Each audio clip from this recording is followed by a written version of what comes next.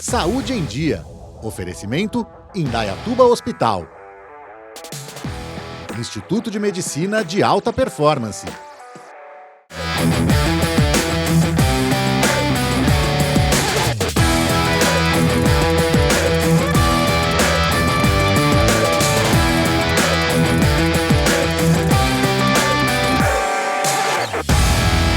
O programa Saúde em Dia está começando. Boa tarde, amigos. Momento que a gente compartilha essas pautas ligadas à saúde. Hoje, matéria especial, família Pucci. Venho com Mara Pucci, essa empresária, uma empresária que muita gente conhece aqui em Indaiatuba e região, é psicóloga também, compartilhando todo esse dia a dia da família Pucci. Eles que são extremamente ligados à prática esportiva e as conquistas que essa família vem nos últimos anos aí conquistando, e uma matéria bem legal e vocês vão gostar. Também venho com o Dr. Luiz Felipe, médico ortopedista, compartilhando um tema ligado à queda em idosos. Um tema que infelizmente impacta em fraturas, internações hospitalares, problemas às vezes necessitando de algumas cirurgias. Fique ligado nas dicas para a prevenção desse tipo de acidente e o programa Saúde em Dia só está começando. Mara, obrigado de receber aqui a equipe, o programa Saúde em Dia na sua casa, viu? Eu que agradeço e fico muito lisonjeada de ser de alguma forma um exemplo, né, para outras famílias e para outras pessoas. A gente tem como lema assim, o esporte, porque a gente sempre trabalhou em não ficar doente, né? Então a gente sempre acreditou que promover saúde dentro de casa, então uma alimentação mais limpa, não ter tanta besteira, tanto industrializado, praticar esporte, que isso sempre traria mais saúde, né? E hoje, muitos anos depois, a gente percebe que realmente isso funciona, né? Porque eu tenho muito orgulho de ser uma amante do esporte e ter 2 filhos atletas com feitos incríveis aí no esporte que eles escolheram. Então, eu acho que todo mundo deveria levar o esporte, qualquer esporte, porque eu escuto muito assim, sabe, Edu? Ah, mas eu não gosto de esporte. E eu fico pensando, tem tanta modalidade, tem tanta coisa que não é possível que a pessoa não consiga escolher um, né? Então você pode acreditar que tem um esporte para você também. E vocês, nesses últimos anos, né, tiveram assim, um contato intenso com o CrossFit, né? Sim. E foi um esporte que realmente veio para ficar na família, né? Acho que hoje não tem muito como tirar, né? Na verdade, a gente conheceu o CrossFit logo que o CrossFit estava chegando no Brasil, a gente nem sabia direito o que era. A gente conheceu até antes dele chegar, né? Exato, a gente conheceu antes, né? Você quer contar? Acho que é legal você... O primeiro contato com o CrossFit foi quando um primo da minha mãe, que estava passando férias nos Estados Unidos, fez um vídeo de uma turma de CrossFit treinando em Miami. Ele filmou uma galera correndo na rua com umas anilhas, umas mad balls assim, e a gente viu aquilo e falou, meu, que gente louca, que é isso? Mas assim, foi um que é isso, tipo, quero testar, quero tentar. E aí a gente começou a procurar vídeos do CrossFit, do que a galera tava treinando, o que a galera tava fazendo. E isso o Lucas era criança, o Lucas tinha 9 anos, né? 9 e eu já 10 praticava anos. Esporte. E a gente sempre gostou de coisas diferentes. Então quando a gente viu aquilo, a gente falou assim, vamos fazer. Porque quando eu olhei aquelas pessoas fazendo aquelas coisas diferentes, isso me pareceu muito mais lúdico do que os esportes que eu conhecia. Então, e muito mais dinâmico. A sensação que eu tinha é que o tempo todo eles faziam coisas diferentes do que eu estava acostumada a fazer. E eu falei, poxa, eu que tenho transtorno de déficit de atenção, sou hiperativa, não gosto de coisas que ficam fazendo várias repetições, tipo musculação, essas coisas todas. Falei, nossa, achei o esporte da minha vida, é isso que eu quero fazer. E aí, fomos pesquisar. Só que isso não tinha no Brasil. Então, na época, eu treinava corrida, estava treinando para correr, fazia 5, 10 quilômetros. E eu cheguei para minha personal e falei assim, viu, eu quero fazer isso aqui. Então, a gente assistia os vídeos na internet e tentava adaptar. E a gente achava que a gente fazia crossfit, né? E aí também você... Segura um pouco aqui, eu queria colocar uma passagem aqui do Lucas, que a gente em off conversou, e eu achei muito importante, e está compartilhando com vocês aí em casa. O Lucas, ele veio de São Paulo, começou a estudar numa escola aqui de Indaiatuba, estava um pouco fora do peso, e os amiguinhos de classe começaram a pegar essa parte aí do gordinho, do gordo, o bullying, e isso foi um momento decisivo para você seguir para essa parte de atividade física, Lucas? Foi, sem dúvida foi. Foi um momento que virou a chave. Assim, não tem problema nenhum você ser sobrepeso, as escolhas que a gente tem que tomar na vida. E aí, nesse momento, minha mãe me pegou, assim, um dia que eu tava chorando, tava triste, tinham me zoado e tal, me botou na frente do espelho e falou assim: Lucas, você é gordo ou você é magro? Aí, imagina... 7, 8 anos, aí a mãe fala isso, você gruda assim, você fala, como assim, né? Por que ela tá me perguntando isso? Eu falei assim, não, sou gordo. Ela falou, bom, então tem 3 coisas que você pode fazer. Você pode ser gordo e ok, vida que segue, se os meninos vão continuar falando, você leva isso na brincadeira e segue o jogo. Você pode comer menos, fazer uma dieta mais balanceada, emagrecer assim, ou você pode aumentar a quantidade de atividades que você faz e emagrecer por esse lado. Falei, então eu quero começar a treinar. E aí comecei a treinar com ela. Na época ela já estava fazendo personal e fazia corrida. E aí eu comecei a treinar a corrida com ela e eu nesse meio tempo eu testei várias coisas. Capoeira, taekwondo, judô, futsal, handball, natação. Tudo que você pode imaginar eu já fiz. Natação sempre fez, né? Porque natação sempre fiz desde pequeno. É obrigatório fazer natação até os 11 anos. Então eles sempre nadaram. E aí... Nesse meio tempo, a gente começou a fazer isso, começou a adaptar essas coisas do CrossFit para um treinamento funcional ali, nem sei como chamar aquilo. Tá. E acho que aí, Edu, que começou essa coisa do esporte unir a família. Porque nesse momento, por exemplo, eu tinha o Gustavo pequeno, né? Então o Gustavo me demandava mais atenção do que o Lucas. Então era um momento, quando a gente praticava esporte, que eu ficava com ele. Agora também a gente vai conversar um pouco com o Gustavo, com o Carlão e colocar todo esse ambiente aqui da família Push, que é uma família que está ligada à atividade física há muito tempo. Então, a Mara falou um pouco, né, sobre a entrada do esporte, né, assim, o esporte na nossa vida e na nossa família, né, uma coisa que ela acabou não falando e que eu acho que é importante dizer, né, quando a gente teve filho, né, quando a gente foi ter filho, né, a gente casou e aí programou o nascimento do Lucas e tal, a gente tinha uma questão muito forte de preocupação de como criar esse ser que ia chegar na nossa vida, né? A Mara, como psicóloga, né, tinha todas as questões ligadas à profissão dela, né? Mas a gente em conjunto como casal tinha uma preocupação grande em criar seres humanos melhores, saudáveis e protegidos, né? De todos os perigos, de todas as questões que a vida traz, né? Na época a gente morava em São Paulo, a violência era uma das coisas que preocupava a gente, né? Mas a droga, o álcool, a convivência com círculos sociais, né? A própria escola, sempre foi uma preocupação nossa. E antes do Lucas nascer, a gente conversou muito sobre criação de filho. E uma coisa que para a gente ficou muito enraizada e muito definida é que o melhor caminho para você criar um filho é através do esporte, né?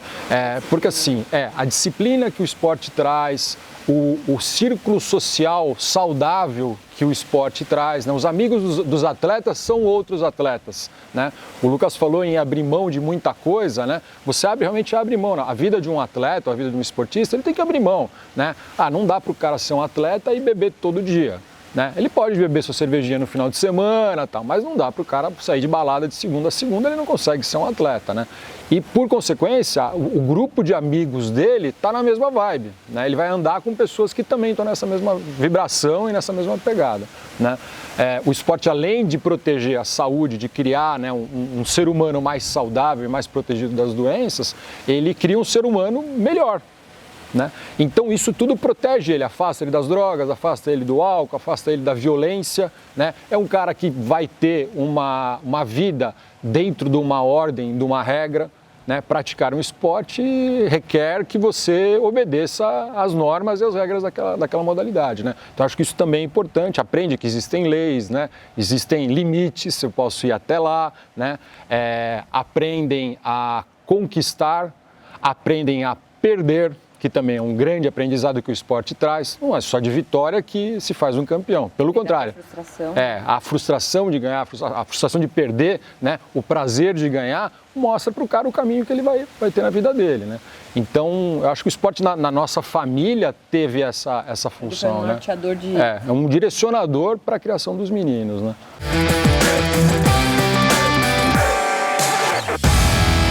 Agora em Indaiatuba e região, Laser Fotona, uma tecnologia fantástica com diversas aplicações como estética, cirurgia e ginecologia. Entre suas variadas formas de uso se destacam rejuvenescimento facial, manchas de idade, revisão de cicatriz, incontinência urinária de esforço, aperto do canal vaginal e rejuvenescimento vaginal. Agende agora uma sessão e conheça mais sobre o Laser Fotona no Indaiatuba Hospital.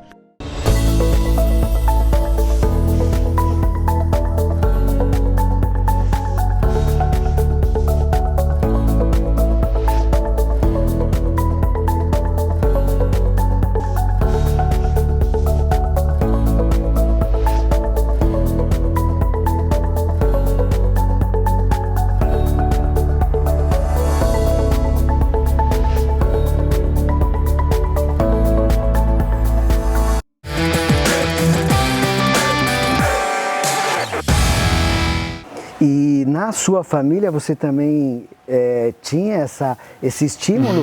Não. Meu pai e minha mãe são médicos, né? Meu pai era pediatra, minha mãe ginecologista. Meu pai nunca foi de fazer esporte. Meu pai era um cara assim, de uma outra geração de médicos, né? Onde ele tinha uma preocupação muito grande em cuidar da saúde dos outros e não cuidar da sua própria saúde, né? Então era um cara que assim, literalmente deu a vida para cuidar dos outros. Isso que você está colocando, né? Eu vejo até hoje com muitos amigos médicos. Eu brinco assim como médico que eu falo, quando a gente vai cuidar de um médico, é o paciente mais difícil. É mais porque difícil. Porque ele faz tudo errado, ele acha que ele sabe as coisas, mas na hora dele botar aquilo em prática, ó, aqui então, é um puxão de orelha para vocês médicos que estão assistindo a gente aí em casa, hein? Ouçam um exemplo. Ouçam um exemplo. Vamos... O mau exemplo, meu pai foi um mau exemplo com relação a isso, porque ele foi tardiamente fazer esporte, né? E aí ele começou a jogar squash com 40 anos. Então assim, só que aí, cara, o cara já tinha feito um estrago bem grande na saúde dele. Fumante, né? Foi fumante durante 30 anos, então assim, dormia mal, comia mal, barrigudinho, nunca foi obeso, mas era um cara barrigudinho. E assim, aí não se cuidava. Depois dos 40 anos, né, com 42 anos, ele pode fumar com 40, com 42 ele infartou, na sequência fez uma ponte de safena, era um cara que era renal crônico de nascença, teve que fazer hemodiálise, teve que fazer transplante de rim entre vivos, mas depois dos 45 ele entendeu o seguinte, que ele precisava de médico também, e ele precisava se cuidar, né? E isso foi o que fez meu pai viver até os 77 anos. Ele faleceu com 77 anos. Se ele não tivesse mudado essa chave de se cuidar, né, de passar a fazer exame, passar a escutar o que o médico dele falava para ele. Mas isso é interessante também, porque foi a partir do momento que ele começou a ter medo de não ver os netos. Então, essa questão do primeiro... O Lucas foi o primeiro neto dele, né? E ele... dos dois lados, né? Tanto do meu lado quanto do lado da Mara, né? E eu brincava com ele, falava assim, você precisa se cuidar para você ver seu neto crescer, né? Primeiro para ver o neto nascer, depois para ver o neto crescer, depois para ver o segundo neto. Eu falei, você precisa se cuidar. E isso foi movendo ele, movendo a cabeça dele para começar a se cuidar. Não foi pro esporte, né? Nunca foi do esporte, mas assim, fez algum tipo de atividade física para se manter saudável, né? Ok, né? Melhorou a alimentação, né? Foi fazer as yogas, as meditações dele lá que ele curtia e tal, né? Mas a minha família não tinha essa cultura do esporte, né? Assim, eu tinha um pouco dessa cultura, porque eu fui jogar tênis, depois eu fui jogar squash, e aí eu tinha um grupo de amigos que começou a praticar squash também, então o squash durante muito tempo foi o esporte da minha vida, assim, que fazia meu círculo social, né?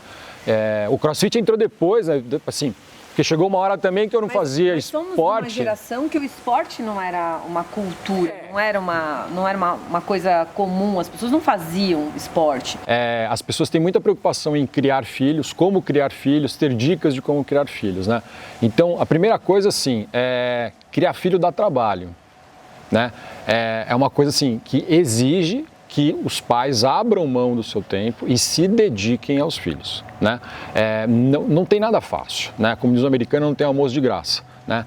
Os meninos, quando resolveram competir, seja em taekwondo, em jiu-jitsu, em crossfit, né? A gente abria a mão do nosso tempo, né? E a gente levava eles. E levava assim, em competição.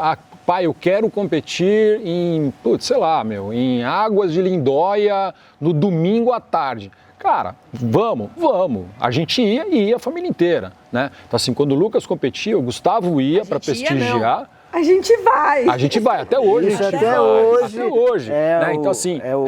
eu acho que essa questão da união da família, ela dá trabalho, ela não é uma coisa fácil, né? As pessoas às vezes olham e falam assim, não, a família Puxa é linda, né, cara? Os caras são tudo feios. Beleza, é linda, né? Mas dá trabalho, cara, a gente precisa se dedicar, né? A gente já foi em um monte de lugar que a gente não queria ir, tinha coisas mais legais para a gente fazer, a gente podia estar jantando num restaurante, podia estar tomando um vinho na beira da piscina em casa, a gente estava numa competição embaixo de um sol de 38 graus, passando o dia inteiro fazendo isso. E por incrível que pareça, às vezes vocês preferiam estar na competição isso que eu ia falar. do que estar lá. Isso não era um peso pra gente.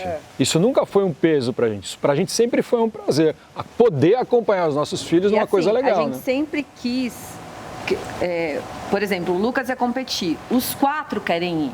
Essa união da família, né? Por exemplo, tá todo mundo junto, teve uma única competição que eu acho que eu não assisti dele, né? Que eu tinha uma especialização, eu tinha aula, a minha aula era uma vez por mês, então eu não podia perder essa aula.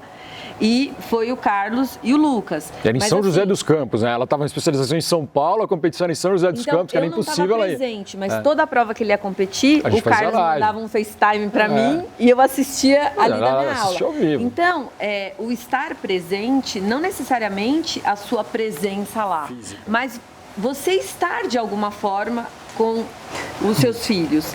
E eu acho que, complementando o que você está falando, é assim...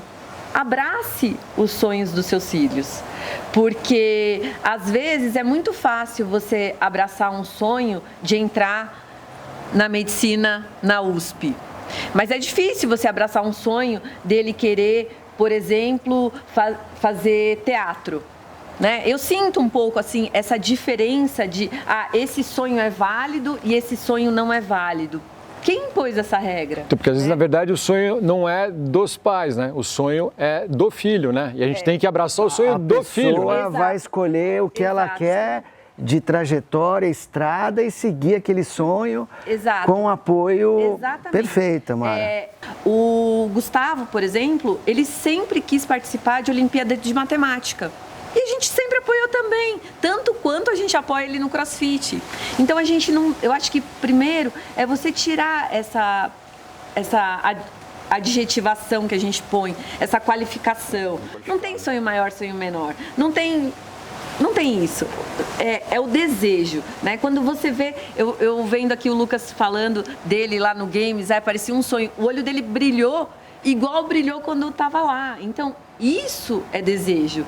Então, prestem atenção no desejo dos seus filhos e apoiem, e se apoiem, porque várias vezes eu quis competir numa cidade X e os 3 foram me apoiar. A gente vai para os intervalos. Programa Saúde em Dia, Dr. Luiz Felipe, médico ortopedista, com o tema queda em idosos, logo após os nossos parceiros.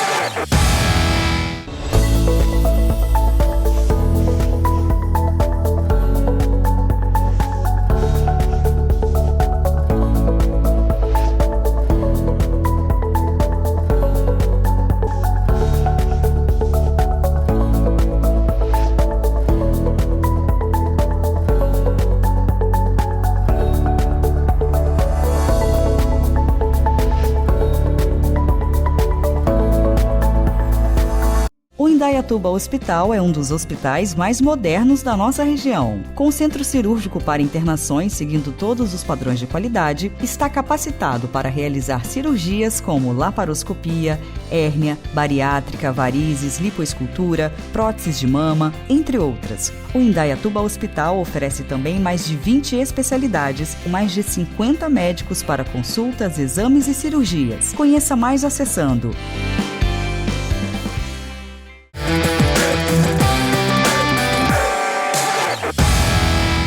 Boa tarde a todos, eu sou o Dr. Luiz Felipe Elias, sou médico ortopedista especializado na área de cirurgia do quadril, presidente da Comissão de Cirurgia Preservadora da Sociedade Brasileira de Quadril. O nosso tema hoje do programa do Bloco da Ortopedia é a fratura do fêmur no idoso. Alguns já devem ter visto a notícia recente do ex-presidente Fernando Henrique Cardoso, que sofreu uma fratura no fêmur e necessitou de um tratamento, de uma cirurgia, foi internado e passou por uma cirurgia no fêmur. Então esse é o tema desse nosso bloco do Saúde em Dia. Então esse nosso tema de hoje é realmente um problema de saúde pública. Dados do Instituto Nacional de Traumatologia e Ortopedia do Rio de Janeiro mostram que 20% dos idosos que sofrem uma fratura de fêmur acabam indo a óbito dentro de um ano do período da fratura. Então é uma lesão que pode trazer consequências graves para o paciente, principalmente no caso do paciente idoso. Dados da Agência Nacional de Saúde mostram que vem crescendo o número de internações de pessoas para tratamento da fratura de fêmur. Em 2015, foram 13 mil internações no Brasil, em 2019 já foram 20 mil internações. Para a gente entender a fratura do fêmur, então a gente precisa entender aonde se localiza o fêmur e o que é o fêmur. O fêmur é exatamente esse osso, que é o maior osso do corpo humano, é o osso da coxa, tá? Então ele liga a articulação do joelho à articulação do quadril. É um dos ossos que, quando fraturado, traz mais problemas em termos de tratamento e possibilidades de complicações.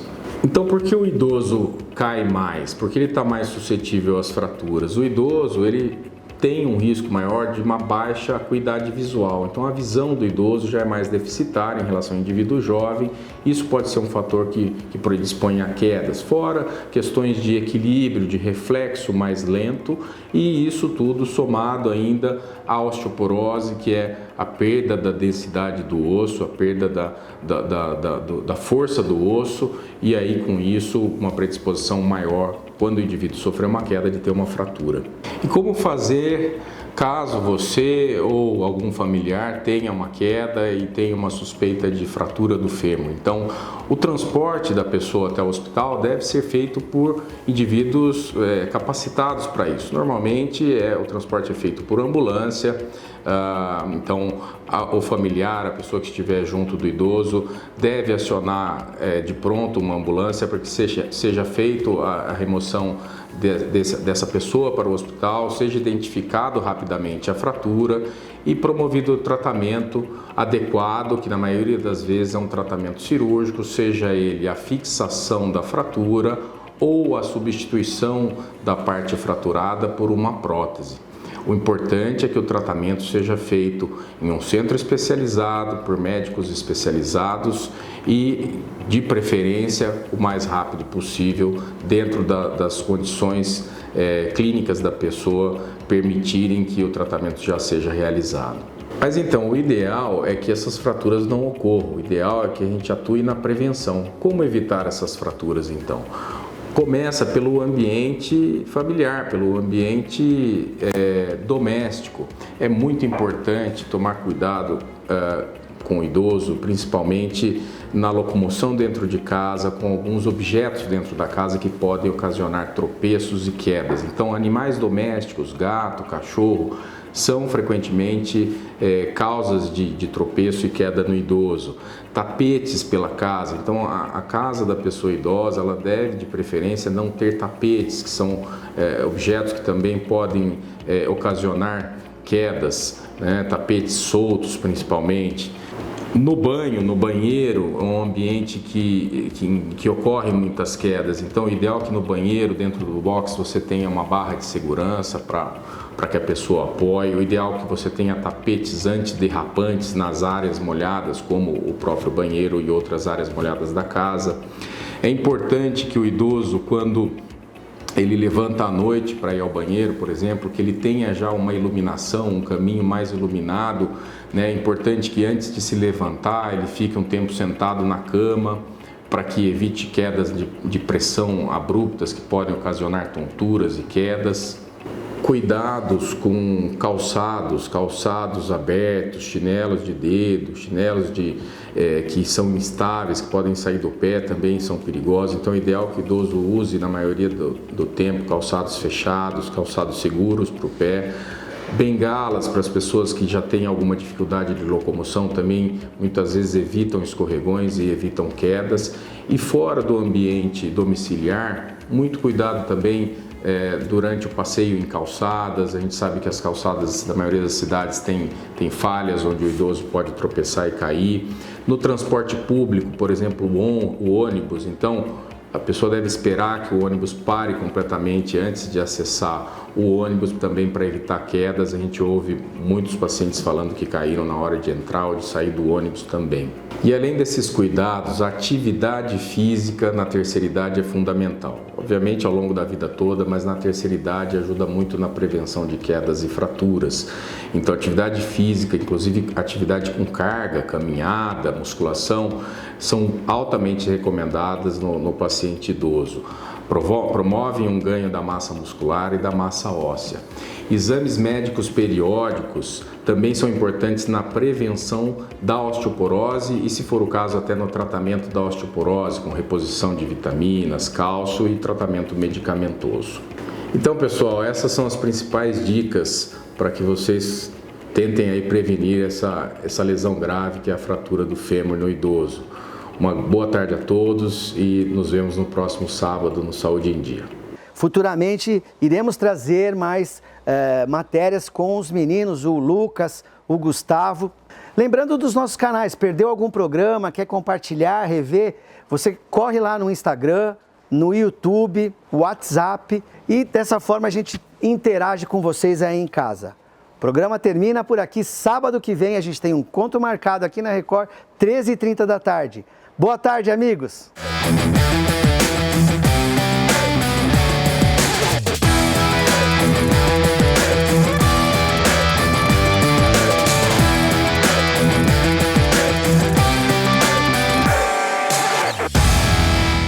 Saúde em Dia. Oferecimento Indaiatuba Hospital. Instituto de Medicina de Alta Performance.